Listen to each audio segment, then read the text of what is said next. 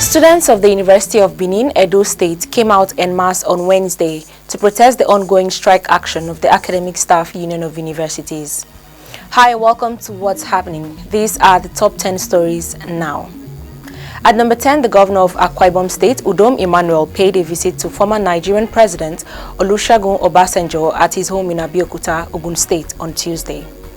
Emmanuel, who is a presidential aspirant on the platform of the People's Democratic Party, told Obasanjo that he was ready to rescue Nigeria if elected president in 2023. The Akwa Ibom governor's visit was in continuation of his ongoing consultation with strategic stakeholders in the country over his presidential ambition.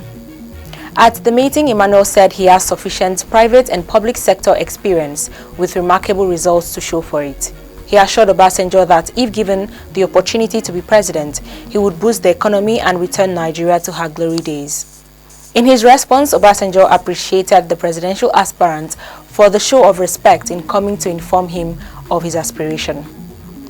At number 9, bishops of the Methodist Church Nigeria have endorsed the governor of Lagos State, Babajide Sanwo-Olu, for a second term in office. The bishops endorsed Sanwo-Olu for re-election in 2023 on Tuesday, during the opening session of the 39th Bishops' Council of Methodist Church Nigeria at the Methodist Church of the Trinity in Lagos State. Speaking on behalf of the bishops, the prelate of the Methodist Church Nigeria, Samuel Uche, commended the performance of the Sanwo-Olu administration in Lagos State. Uche urged residents to grant the governor a second term to complete the project he had started and others in the pipeline.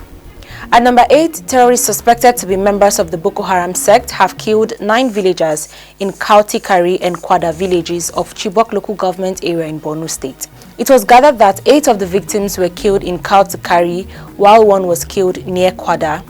The insurgents were said to have invaded the villages at about 7:30 p.m. on Tuesday, shooting sporadically and setting ablaze residential houses after looting foodstuff and livestock. A fleeing resident of Kautukari, Usman Aliyu, told newsmen that the insurgents invaded the village at about 7:30 p.m. on Tuesday and sacked the entire residents who fled into the bush for safety. He said 8 dead bodies were recovered in Kautukari as at Wednesday morning, while the other dead body of an old woman was recovered in Kwada, nearby village. He also said many people sustained various degrees of injuries during the attack. At number 7, Abdul Abiola, one of the sons of late MKO Abiola, has appealed to President Buhari to investigate the circumstances that led to the death of his father. Abdul made the call via his Twitter handle on Tuesday. He said it was time for Nigerians to know the truth concerning the circumstances that led to the death of his father, who won the 1993 presidential election.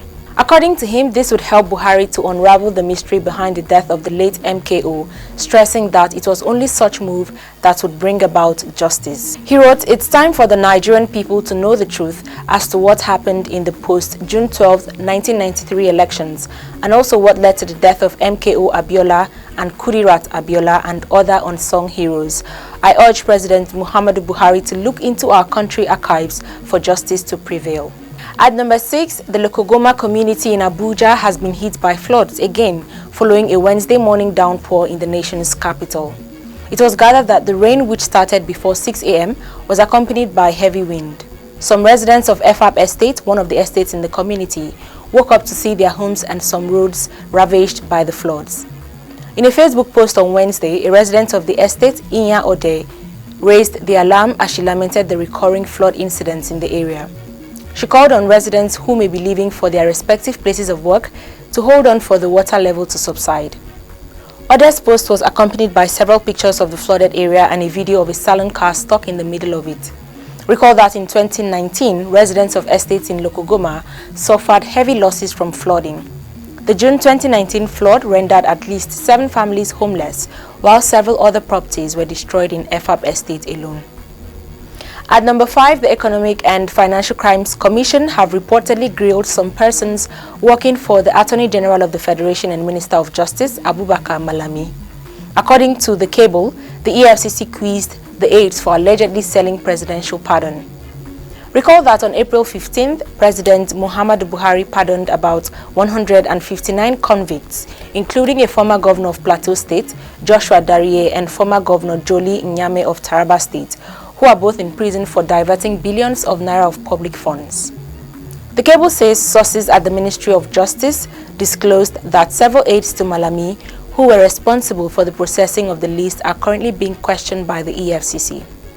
According to the report, a director at the Ministry of Justice was among those squeezed by the commission. However, the list has yet to be released till date, while those pardoned are still in prison.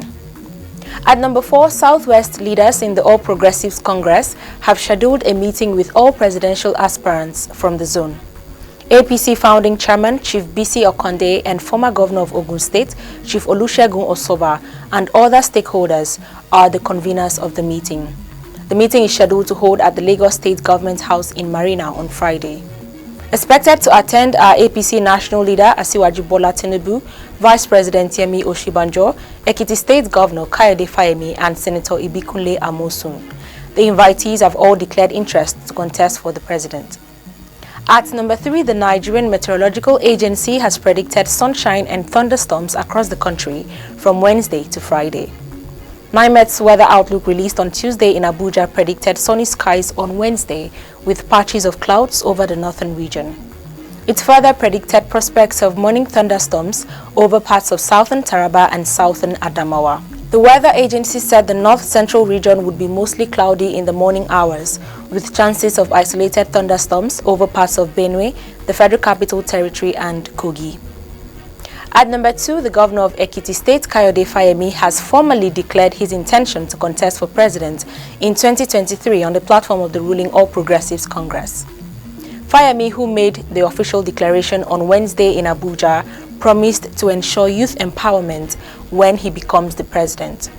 On Tuesday, the governor announced his entry into the race in a statement by his chief press secretary, Yinka Oyebode, adding that he would formally declare to run for the position on Wednesday. Fayemi becomes the 4th sitting governor to declare to seek the presidential ticket of the ruling APC. Others are Yaya Bello of Kogi State, Ben Ayade of Cross River State, and David Umahi of Ebonyi State. Fayemi, who is the chairman of the Nigeria Governors Forum, disclosed that he had been consulting with traditional rulers across the country for the past 6 weeks. Finally, at number 1, students of the University of Benin, Edo State, came out en masse on Wednesday to protest the ongoing strike action of the Academic Staff Union of Universities. The students had earlier declared what they called uni-streets, meaning that Nigerian students would now be taking lectures on the streets, with some of them acting as lecturers, all in a bid to protest school closure. Recall that on Tuesday, students of tertiary institutions in Oyo State came out in their numbers to protest against persistent school closure due to the strike action of ASUU. The students gathered in front of the University of Ibadan carrying placards with various inscriptions and calling for an end to the ASUU strike. Meanwhile, the protest in Lagos State was foiled as a team of security officials, including men of the Nigeria Police Force, were stationed at the main gate of the University of Lagos, following a planned protest by a group of students over the lingering ASUU strike. The strike action of ASUU, which is entering its 4th month, has left public universities short.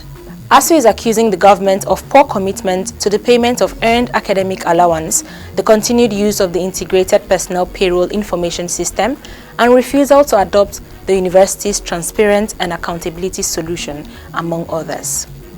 That's all for today, but before I go, I would like to remind you that the 2023 general elections is drawing closer. Do not fail to get your permanent voter's card. See you next time on What's Happening.